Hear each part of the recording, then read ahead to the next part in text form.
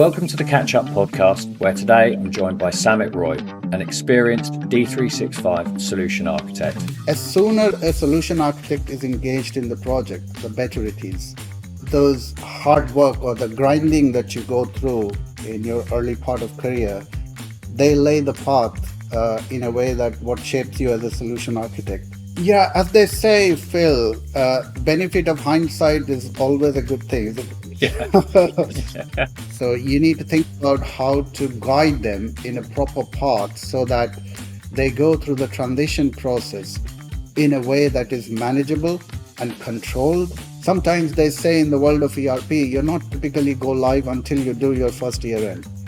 He'll talk us all through his early career and how to become a solution architect and provide some hints and tips for customers about to embark on a D365 journey.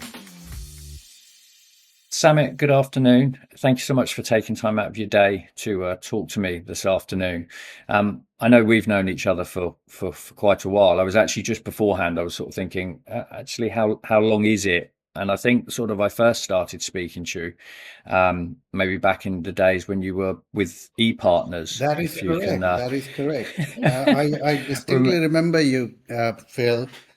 You actually were quite instrumental in getting into the world of freelancing, actually. So I got the first freelancing role through Catch Resource, and that's how we got introduced, yes. Yeah. And Samit, would you, because it's something, and obviously I know, and I think we'll get into a little bit more detail about the role that you perform today, which is that of a D365 Finance and Operations solution enterprise architect. But would you mind starting by maybe just elaborating a little bit on that early journey into IT technology and what that early days of your career looked like, if that would be okay? Yeah, I guess when I was in my university in the early days, I think tech was still taking shape. So a lot of people were toying with the idea whether to take tech seriously and make that as a career or not. And I was in that limbo as well. So believe it or not, I started my career as an electrical engineer. When you see those pylons going across the countryside, I used to be working for a company who used to design that. Wow. There was a bit of tech involved there, but having said that, I worked in that role for a couple of years, and then sort of came to my mind that this is not something I wanted to do in my life. So Cool. I went back to uni actually and did my master's. Oh, wow. What age was that at, Samit? It was about 23, 24. Okay. Yeah. Wow. So when to uni, and that is when there was a massive boom of tech and tech-related stuff in terms of career in India. So when I came out of my college, there was opportunity out there. But having said that, that is when the dot-com bust happened. So Right. Yeah. all of a sudden, the tech roles that were out there in the market, the career opportunities, suddenly just plummeted. But Right. I was lucky enough in a way that I did get a break. And that is how my journey into the world of ERP started. Believe it or not, it actually started with Great Plains. Okay. Yeah. And there's a bit of trivia there, actually. I'm not sure you'd be interested in that. No, please tell us. We all talk about Dynamics 365, Dynamics AX, and all that.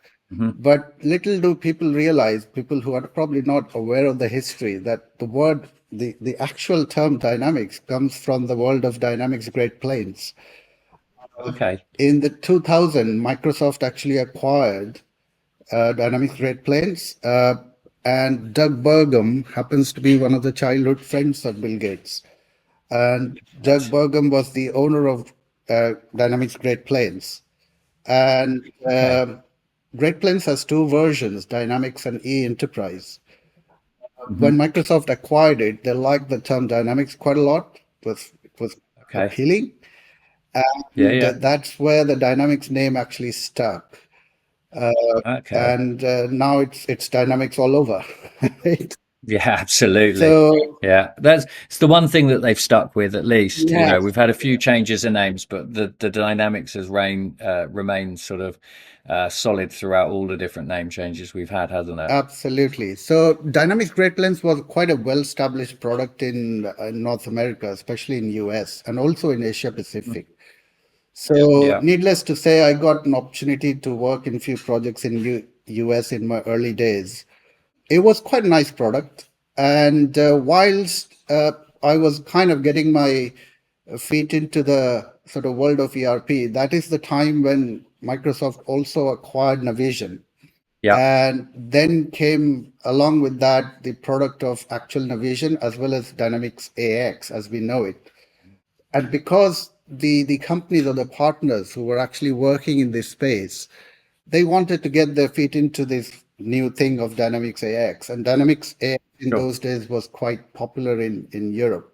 And roughly around the same time, around 2005, 6, I got an opportunity to move to UK. And that is when I really got into the world of Dynamics. And exactly at the same time, AX version 4 was launched in 2000, Yeah, yeah. which expanded the market a little bit more than what it was before. The Hmm. product was better, more Yeah, equipped. And then the partner that I was working with in the UK was ePartners. So I worked with ePartners for quite some time, in fact, 5 years to be precise. Initially, the project size of Dynamics used to be quite small, to be very honest. yeah. So much so that there were projects when I used to be the only consultant. Yeah, yeah, I remember those. And when you were at ePartner, Sam, you said when you joined. So obviously you came from a sort of working Great Plains background. You joined ePartners, and you mentioned there that you performed, I guess, a variety of roles. Would you be able to just elaborate in terms of kind of what the roles were that you took on? Was it sort of one of functional capabilities, one of technical capabilities? You know, when we look at where you've got to today, just understanding, I guess, that grounding of that skill set that you got in those early years sometimes might give people a little bit of an insight as to what good foundations look like for a solution architect. Yeah, I think, as I said, in the initial days, I did work as a functional consultant, primarily focused around finance. But having said that, because finance has touch points pretty much in every area, so it is where everything ultimately ends, right? Whether you talk about Yep. transactional details. So, and having said that, when you work in a project of a typically small size, you get exposed to the other areas as well. And I have a Sure. technical bend of mind to kind of figure out what goes behind the hood. So, or under the hood rather. So that's how I sort of expanded my skill set around the technical side as well. And when you talk about technical side, you're basically talking about the underlying database, the the architecture, the servers, and that sort of thing actually. So as my role expanded in ePartners, I was working more and more in a role which was overlapping in many areas. So not a Okay. functional consultant, but looking into other things as well, Sure. especially into data migration and also the integrations and yeah. And sometimes you don't decide things; it just happens. So, Yeah, yeah, yeah, yeah. You so naturally sort of yeah. gravitate towards certain things. Absolutely. And if you have the right bend of mind interest, then you spend extra hours, extra time to get yourself up to speed with not just the key things that you're working for or responsible for, but other areas which could actually help you in future or in other roles that you might come across. So around 2011, that is when you got in touch with me, I believe. Yeah, yeah.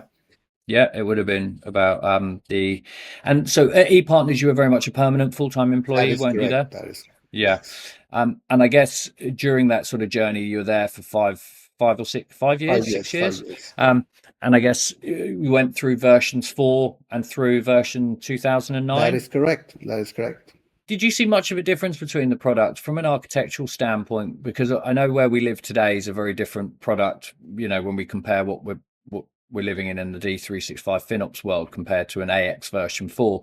Was there quite a seismic change from 4 to 2009 in your role, or was it actually it had added some functionality and some improvements, but as in for an individual like yourself that's working with customers and with the product day in day out, was the change or the new version not such a seismic change? I think what really was different between version 4 and version and 2009, it wasn't so much about the underlying architecture. That was still the same thing. It was Yeah, yeah. AOS driven client server, call it the typical good old days of, three-tier architecture. Hmm. But what actually changed was that in AX 2009, that's where the real influence of Microsoft started to creep in. Sure. Previously, it wasn't necessarily a Microsoft product, if you see what I mean. Yeah, Microsoft yeah, acquired yeah, it yeah, and they were absolutely. giving shape to it.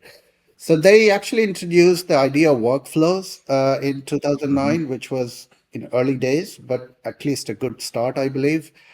And the other challenge in those days used to be the data migration. There wasn't enough tools out there to do proper data migration. I remember the days when Yeah, you directly used to import directly to the tables without much data validation, if you see what I mean. yeah, yeah, Making sure that yeah, all the validations happen outside the system than in system. So, and yeah, then run after the migration, run consistency check to make sure that everything hangs together. You see, I still remember those days.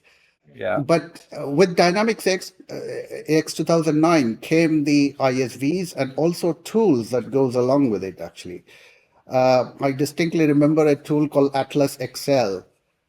Yeah, yeah, I remember. We used to live and breathe with that product because that was your eyes and Hmm. ears working with 2009, actually, Yeah, yeah, whether it came to reporting or data migration and all that. yeah. That sort of tool, the idea of Dynamics alone is there, but there are tools around that which started to pop up because the Yes. market was expanding and new things were happening. The project size were actually the scope of the projects were increasing as well.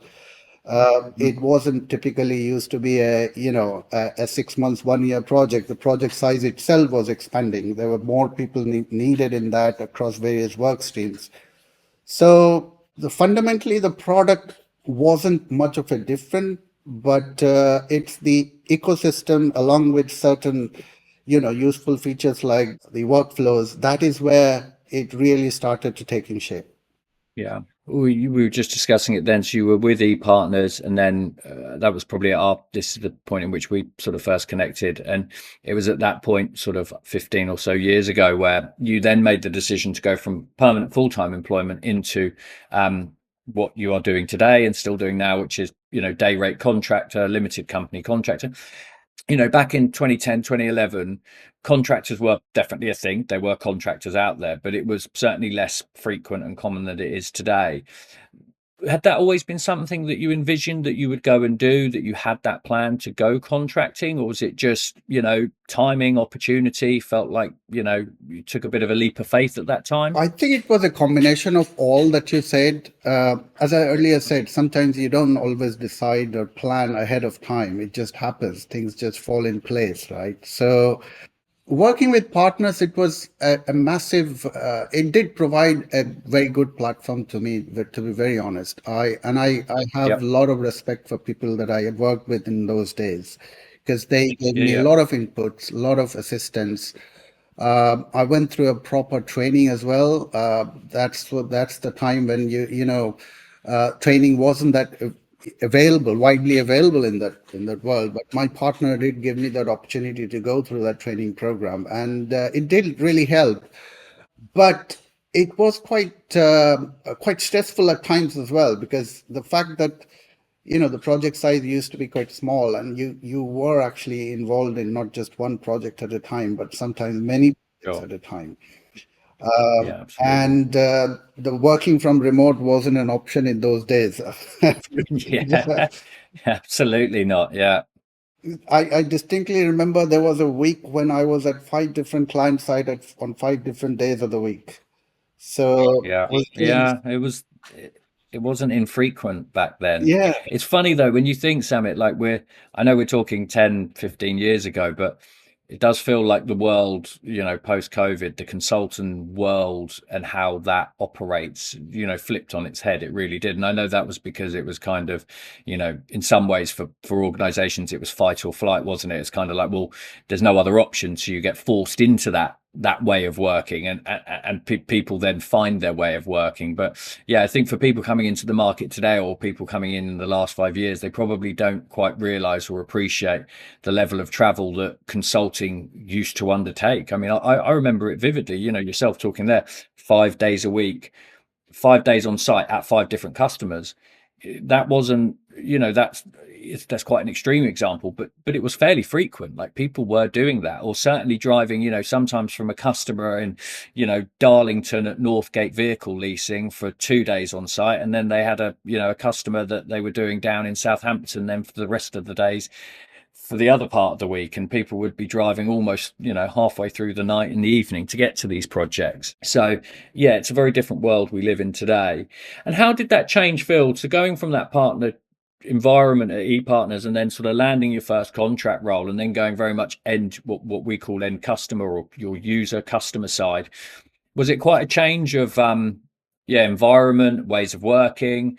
And I guess, has that shaped the type of, did you get quite a lot of learnings from that first contract program in terms of thinking, right, I'd like to stay in the customer channel? Would you go back to the partner channel? How did that sort of, that time in your life look and feel? I think what the key change for me was to working as a freelancer was to get out of the comfort zone, in a sense that Sure. if you're working in a partner environment, you get a lot of help because you're not the Sure. only person working out there. There are a lot of people with even better experience and, seasoned, Hmm. hardened consultants working along with you. And there always help that you can actually get from them if you're stuck with something, if you need some help and Absolutely. so on. Working as a freelancer, you're out there on your own in many ways. So Absolutely. once you get out of the comfort zone, that is when you are forced to actually learn a few things that you never thought that you will do. And to spend that extra hours to get more, to know more about the product. And besides, more importantly, troubleshoot, because you expect things to work in certain ways, but sometimes they Yeah. don't. And if you're working as a freelancer, you are the person to figure out what is going wrong. Hmm. And that comes Yeah. with a challenge, but it also gives you the kick. Mm. And that is very important. And to a certain extent, since I've started freelancing, that has shaped the way who I am and where I am right now. Absolutely. And when you look back to that early part of your career, there's some learnings and findings, when you go back to sort of, e-partners and the first project as a freelancer at sort of at Agri, where some of those learnings really kind of shape how you approach projects today, how you approach certain conversations with stakeholders and understanding. I guess, was there a foundation and an early learning that you still think, oh God, I remember that on that project back in 2008, 2010, 2011, and you think there was things that you learn and hints and tips that you still take into very much your job that you do today when you're speaking with customers? Absolutely. Every day when you step Yeah. into the world, the work that I do, I step in that with a sort of eye that I will learn something new, and that never Hmm. ends. And I think Yeah. the experience that you gain working in various projects, especially the things that you shouldn't be doing. Yeah. Yeah. Yeah. A good example of that I can quote if I can. Is very trivial, but it does have a sort of major impact on the way the various projects works. If you take data migration, Yes. and especially configuring the system and going about how to do it properly, many businesses when it comes to creating master data, Yep. they tend to think about, okay, why not start with a predefined length of a number sequence, and let's start with 0, 0, 0, 0, 0, 1, 0, 0, 0, 0, 2. Little do they Hmm. realize that if you extract the data into Excel, it will drop the leading zeros. Um, Right. and you Yeah. cannot imagine the chaos it brings. Yeah. Jeez. Yeah. Yeah. So but it's those learnings that allow you to Absolutely. kind of make people aware that we can't start that way. Absolutely. And you can't learn it as a part of product. It's just that because you've Mm, worked in many projects in the past. So those little tips, learnings is what you take into the next project and make sure that you don't repeat the same thing, mistakes or same things that you have seen previously. That Agri project was quite instrumental in many ways because in that project, believe it or not, we migrated more than 2.5 million records across various modules. With the yeah. limited tools that were available at that time, we relied heavily on Atlas Excel. Actually, I still Yeah, yeah. remember, but that gave a massive learning in terms of how the underlying data structure actually works, and those are the learnings that you take to the new project. There was a time in AX 2009. I remember, the underlying data structure about relationships and tables and all those things. I knew them. So Hmm. it didn't happen overnight. It just took a, No, of took a course. while to get used to them. Yeah. Yeah, absolutely. So then, and the role that you initially went into Agri to perform, was that very much, was there a focal point around, was that a functional leadership type role? Were you going in there as an architect at that point? Just again, I'm just trying to provide some context The for the audience, the just in role terms of, actually, that was quite a long engagement. I think it was a year and a half, yeah, almost 2 years, to be honest. yeah, I can yeah. remember. So the role sort of evolved over a period of time, to be honest. I was hired with certain things in mind. The Hmm. team hired with me to certain things in mind. Columbus was the partner, I distinctly remember. Yeah, yeah. And they needed somebody to actually help them to work with the partner and also do things both functional as well as on the technical side, help them go through the sort of nitty gritties of what the project involves. And one of the reason I was actually hired in the project, they were actually migrating from Great Place to Yeah, yeah. 2009. So that helped as well. So Absolutely. my role certainly evolved over a period of time, depending on the phase of the project that we were in. I was also involved, believe it or not, in the reporting side as well, before and Hmm. after they went live, and that involved writing lots of SQL codes as well. So, Yeah. yeah, it was quite very Excellent. interesting project. I learned quite a lot from that. Yeah, absolutely. And quite a varied type of role. Can you think back to, and again, it may be more recently, but you know, the role that is commonly sort of tagged as and if we come to modern day, the terminology that I'll use is like a D365 FinOps solution architect. When was your first role where you, and even if it wasn't with 365, but in 2012, when did you first feel like, okay, I am performing the role of a solution architect, whether that's a Dynamics AX solution architect or a Dynamics 365 solution architect? When did you feel that you'd kind of, I guess, progressed through those roles of maybe operating as a functional lead and then actually, okay, standing there and being like, no, no, I'm the overall architect for this program of work? Yeah, I think that transition doesn't happen overnight. It No. takes quite a long time, to be very honest. The role that I was engaged in with Agri, that gave me the sort of footprints of what a solution architect will actually do for Yeah. working for an end client, actually.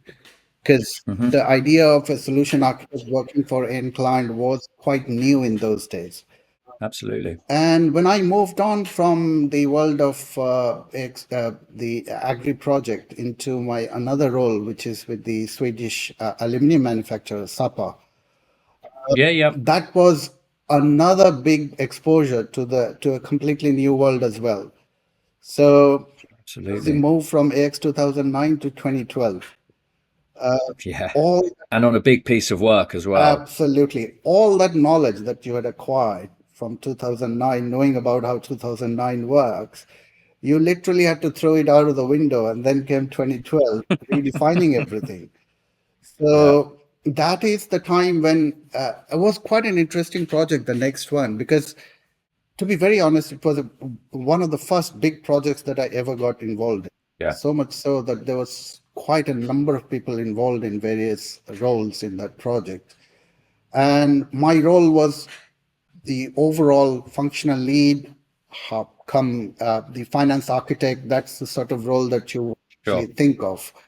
But it was challenging as well as quite. interesting was Microsoft was actually also involved in that project because it was early Yeah, days for yeah, them in 2012 as well.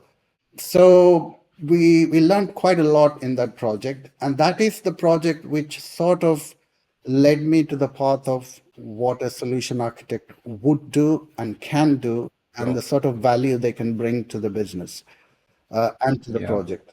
Yeah, and I think that's interesting because when we talk about that, that's probably, when you think of your early days, joining an ePartners 2005, we're talking, maybe 8, 9 years down the line from that point, plus also coupled with your GP Great Plains experience before that.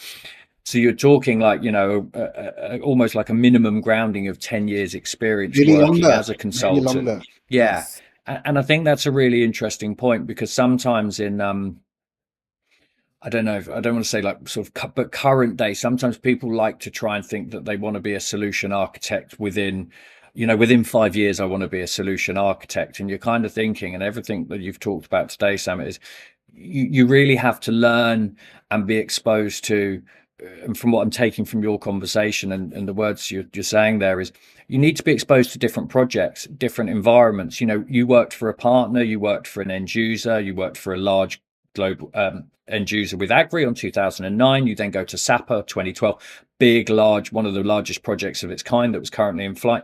Your grounding and your learnings, were culminated over quite a long time. And I think, it's interesting to hear that you really do need that level of exposure, and learning to even sort of contemplate starting to go on that journey as, okay, now I understand what a solution architect is and how they operate within these programs. Is absolutely. that fair to say? Absolutely, absolutely. As I said, those hard work or the grinding that you go through in your early part of career, they lay the path in a way that what shapes you as a solution architect. And needless to say, it's a cliche, but no amount of hard work is enough. That's a continuously you need to kind of, keep yourself at pace with what's happening, not just in the Yeah, project you're working, but also what to expect next. Where sure. where I can actually improve not just my own sort of personally, but also what additional things I can do to bring more value to the project that I'm currently working with. And I think that's an interesting just note that you mentioned there, is because when you think about, well, when I think about, you today, you join a new business, you come in as a D365 FinOps solution architect, beyond replacing their older system or moving or migrating them up from an older version, what is that sort of single most business critical outcome that you look to achieve for a business when you go in there as a solution architect today? The product knowledge is obviously the key, one of the key things, but to me, that comes later. As a solution architect, you need to leverage your past experience working with various projects, various domains, and make sure that you understand what the business actually needs. And that is where you are almost helping the business analyst to basically suss that out from the business. For us as a solution architect, or for that matter, any dynamics professional, we engage in ERP projects ever so often, right? One Yeah, to yeah, another. But for the client who's engaging in the project, it is probably the only project that they will ever get exposed to. So sure. for them to articulate the business requirement in the way that the ERP world understands, it's big Yeah, to yeah, ask. So I get it. you need to bring your experience to make sure that you actually get yourself into their shoes and understand exactly how the business is currently working, what are the pain points, and what is it that they're looking for the new from the transformation project. Sure. And that comes only when you have a lot of experience working with previous project. You have a blend of both functional as well as technical skills, and you literally handhold the client in kind of getting to know what they exactly want, and how you will transform that into the project so that they can get the best out of it. And besides, every project has its own sort of constraints, budgetary constraint, time constraints, and all that. And how do you actually bring the balance of both making the project a success within the budget and the Yeah. time allocated, and yet not cut corners, if you see what I mean? No, I do, absolutely. Yeah, so it's a blend of those skills along with the actual your product knowledge of the exposure of the project. That is what a good solution architect is. And to a certain extent, as sooner a solution architect is engaged in the project, the better it is. Yeah. Sometimes people engage a solution architect as an afterthought.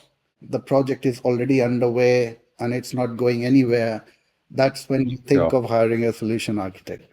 It No, I get that. helps. The solution architect can come and bring things back to shape, bring it to order.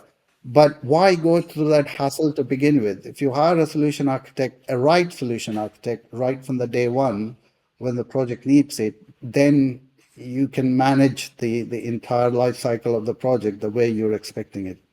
Yeah, absolutely, Samit. And when you sort of think back in terms of, you're looking at your experience back from where you are today, are there any sort of fairly common challenges that you see when you go into these projects that, you go in as solution architect and you think, okay, these are the first things I'm going to look for, and these are the first things that I'm going to look to get, or parts of the business, parts of the organization that you look to get yourself involved with, and then how do you, I guess, make an impact with that? Is there, are there sort of, common things where you think, right, day one, I know as like a project manager may have, might look at it and think, right, well, I must have a project plan, I must put my plan together, I must look at the business framework, how they're operating. From a solution architect standpoint, is there that sort of touch point where you think, okay, for the first week, first month, this is what I need to look at, and this is what I need to get a handle of to make an impact as a role as a solution architect within a program? Yeah, I think if you in the modern days, if you look into the ERP, typically an ERP project, how does it actually the various phases of how the project works? You start with a discovery phase, then you actually jump into the design phase, then you actually build Mm-hmm. it, and then you Yeah. test, and then you deploy, and then you go live, right? Sounds Mm-hmm. all good and on paper, that's absolutely fine. You still have to go through those, needless to say. But if a solution architect is engaged in the phase where you are actually doing the discovery of what the client Yeah. actually needs and what, and that is the sort of the right time to engage a solution architect as well. Uh, and as a solution architect, you also help the stakeholders of the project, which is the program manager, the project manager, and anybody else, even the SMEs, to make sure that they are aware of the pitfalls. They're aware of the timeline that they're trying to agree on. Is that even Mm. achievable? The Yeah. potential issues that they might have, and besides, also give them the input that which way they want to go. Should that be a big bang approach? Should that be a phased approach? Yeah. What are the sort of pros and cons in doing that? Uh, and that is because those early decisions that you actually make in the project, that defines how whether the project will be a success at a later date or not, or whether you will be actually trying to fix something that was avoidable right from the word go. Sure. And I think you referred to it earlier, the importance of, bringing in a solution architect day one, the benefit of having that person with that knowledge to help you with that initial design. Because I can imagine for you as an architect being brought in once there's already a design, once they're already through a level of build, to come in at that point and then you start unpicking things, it must be quite a challenge. Have you been in that Yes, I position have. before? Have I you? have. Yeah. And from a kind of, I guess, an emotional, a psychological perspective, there's certain ways that you've learned to kind of tackle those challenges. Because I can imagine if you go into a customer that's like, we've designed a solution, we've started building it, we're facing some problems, and then you kind of have to go in there and say, we're going to have to go a few steps back. Obviously, there's a cost to that because time in projects, people. are there ways in which that you find that, that you approach those conversations, and how challenging can those conversations be, I guess? Yeah, as they say, Phil, benefit of hindsight is always a good thing, isn't Yeah. it? Yeah, By the absolutely. time the project reaches a stage where they're actually engaging a solution architect, trying to unpick things, a lot of things has already happened. So, Hmm. with the benefit of hindsight, if they knew about those things, they wouldn't have done those, right? To make sure. Yeah, of course. And if you have the right blend of mind, if you have the right exposure, if you're dropped into a project like that, you can certainly, feel your way through and suss the matter out in terms of what could be done in a phased manner to bring it back into track. Sometimes you cannot Yeah. change the course to that extent. So a good example of that is the project is halfway through, the chart of account is already designed, the financial Yeah. dimensions have already been decided, a lot of work has Hmm. already happened, and then you came to realize that it's not supposed to do what it's supposed to, was originally meant to be, right? So that is when Right. Okay. you provide workarounds, and you may not be able to undo all the work that has already been done. What is expected out from you is to rescue it and make it work for the business. So those challenges are also part and parcel, Mhm. needless to say. And there are projects where I did actually get involved in it, and where we did see those issues. Performance is another one, actually. So to be very honest, Really. customization is another one. Customization, in the way I see it, is a double-edged sword. It's quite Mm. easy to customize the product, but Yeah. it's not easy to stop or say that that's Okay. enough, because one thing leads to Yeah. Yeah. another, and that's where, and sometimes the customization that the business is going with is often kept in mind to make sure that the business goes live and they get what they were already using in the previous system, right?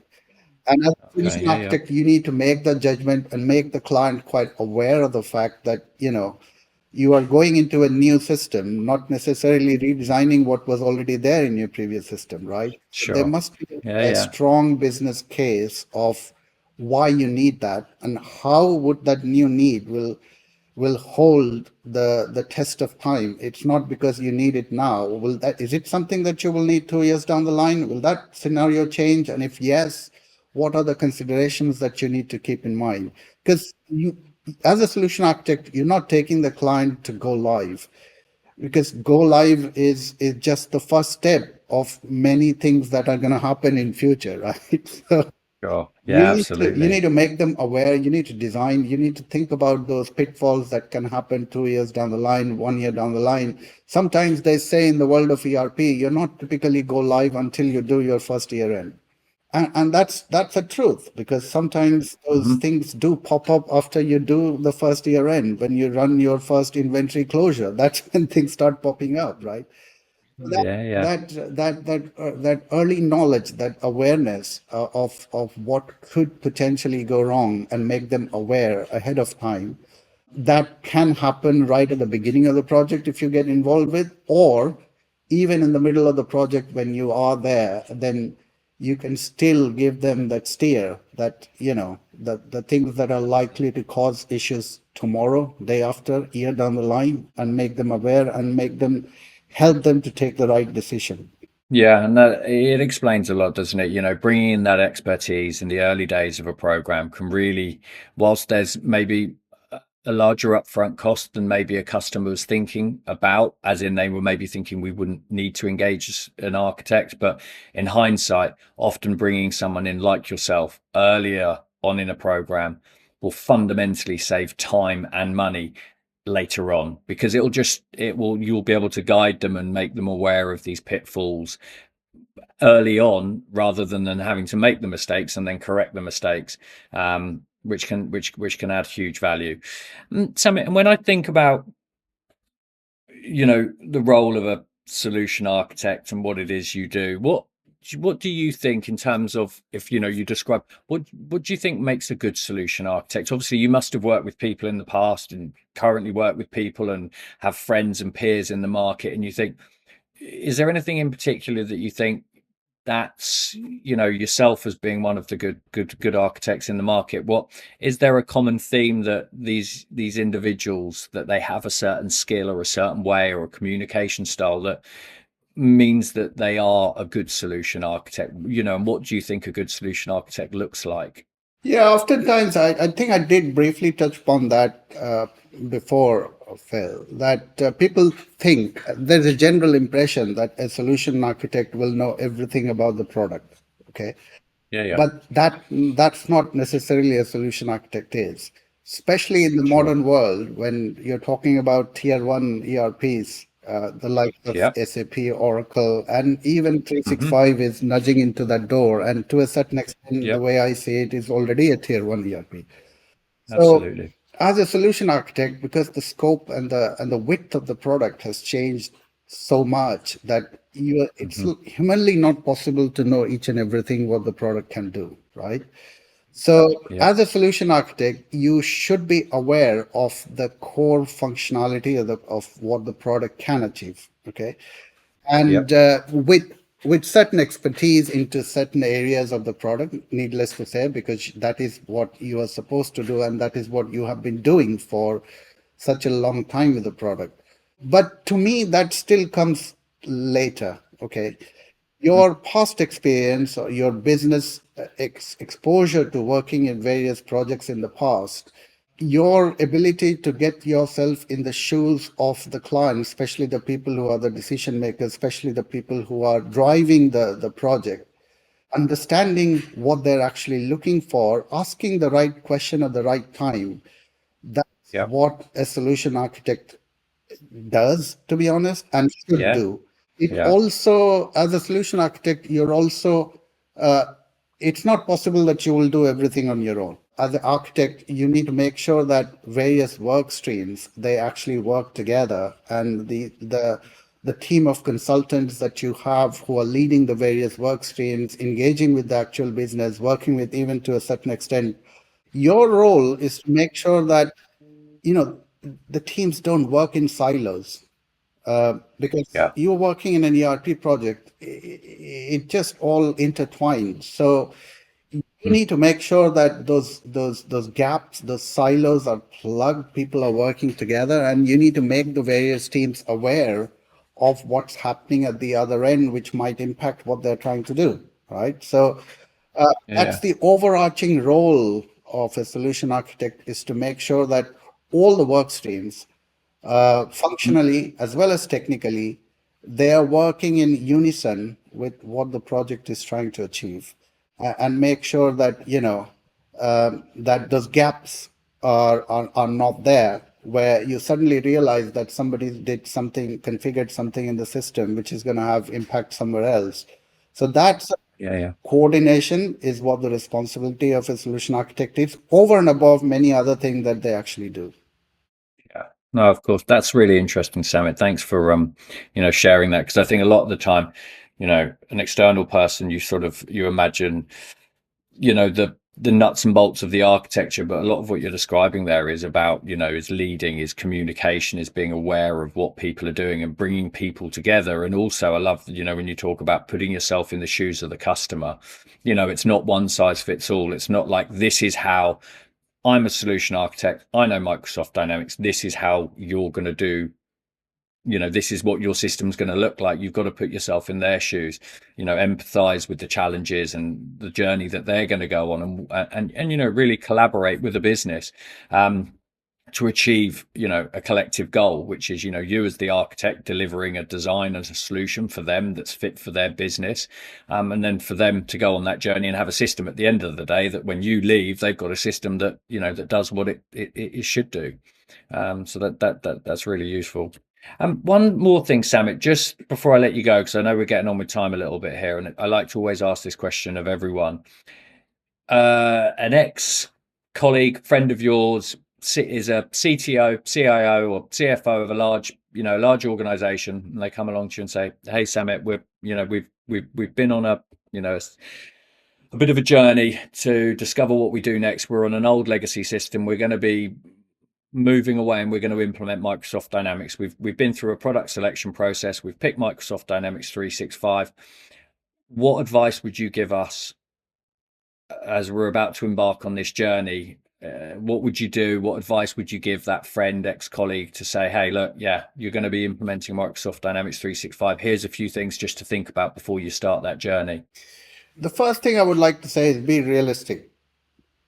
In a sense that, to be very honest, and I Dynamics has been my bread and butter for a very long time. So I'm always by his side, and I will continue to be by the side of Dynamics. But to be very honest, Dynamics sells very well in boardroom. And because it sells very well in the boardroom, in the initial days when the client is thinking about an ERP project and going through the various vendors and all that, it sometimes can bring in undue expectation that it's going to solve all the problems that they had. Bring in Dynamics and the business will be up and running, no more problems to ever going to happen after that. And that is the sort of pitfall that many businesses go into. So is to make them realistic, what is achievable and what can be done within the time frame that they're looking for, and also make them aware that sometimes you need to many businesses think that, okay, we'll go in a big bang approach, but that is probably because of the complexity of the project, geographical the spread of the company that you're engaging with. Going with a big bang approach may not be the right way. So you need to think about how to guide them in a proper path so that they go through the transition process in a way that is manageable and controlled, and also gives them opportunity to learn and through the various stages of the project. So that is the thing that they need to be aware of. To be, first of all, to be realistic, and also to make sure that they actually plan the project with various the pitfalls in mind, especially the thing that I mentioned about whether a phased approach will work better for them, or a big bang approach, and so on. No, that's really helpful, Samit, and I think it's great advice to anyone that's embarking on that early journey of a systems implementation, whether it's with Microsoft Dynamics or whether it's with SAP or Oracle. Having that, taking that sort of minded thought into the journey that they're going to go on, the challenges that they're going to face, and being prepared for what is not always just a straight path, is it? You've got to be adaptable during these programs. You've got to understand that things change, people change, and being able to adapt and be flexible where you can really help as well. Absolutely. Samit, thank you so much for your time today. I've taken up quite a bit of your time this afternoon, but I think what you've really provided today is some really interesting insights about what a solution architect is, the journey that you've been on in terms of how you land and how you become a solution architect, which I think will be really interesting for the audience, and providing some of those insights at the end there for customers that are in the early days of a program or giving consideration to maybe moving from an older legacy system. The benefit there of engaging with a solution architect early on, being prepared for the journey that they're going to go on, I think are all things that are great hints and tips and ideas for people to consider. Absolutely. Yeah, it was been a pleasure talking to you, Phil, as always. Pleasure. Thank you, Samit. Thank you so much for your time today. Okay, thanks a lot. Thank you for listening to this episode of the Catch Up Podcast. Please make sure to subscribe on your preferred podcast app, or head over to YouTube for the video version.